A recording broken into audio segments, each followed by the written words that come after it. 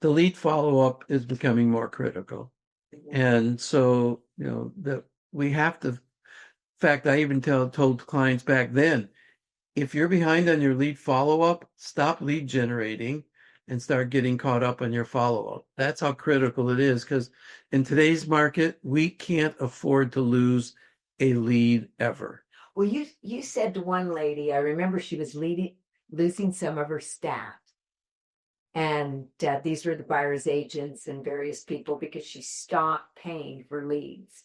Right. Do you remember that story? So what happened? I mean, she stopped paying for leads and you told her, just go back. How many leads do you have? Yeah.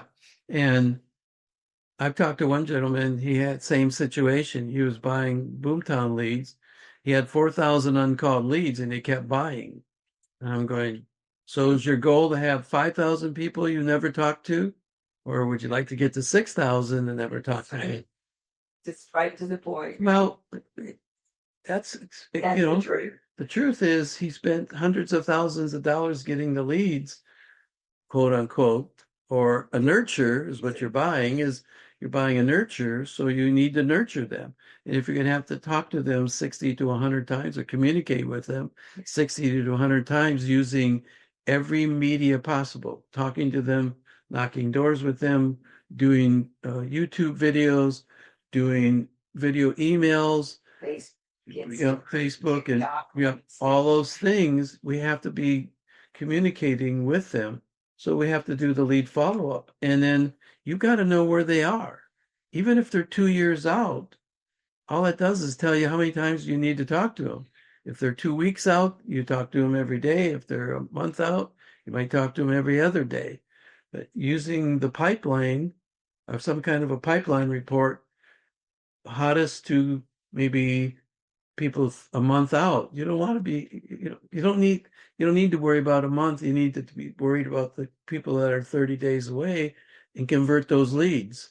And no matter what, you can't afford to lose a lead because of lead follow-up. Now, let me ask you, did he stop paying for the leads and just following up? And if so, what happened? Never knew. He never called back. Well, the one lady said that she stopped doing the leads. Right. And just started calling all of them and started setting more appointments than she ever thought possible. Right. And all the people left because she wouldn't buy leads yet. They had a gold mine. Yeah. So here's the thing. You buy a lead and they're 18 months out.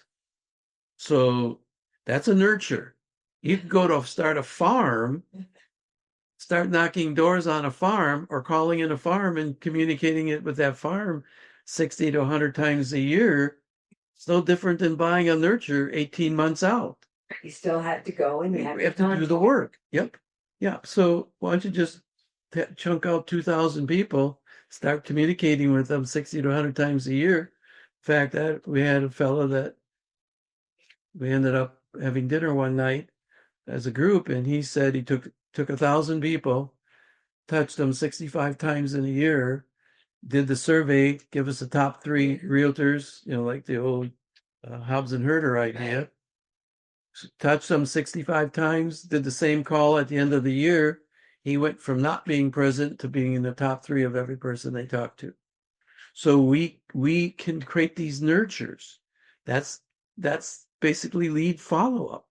Well, and on the mentoring calls that I do and having that mentorship group, you were on the other day, we were talking about being everywhere. Right. The emails, the social media, they've got to find you. Do you have a YouTube channel?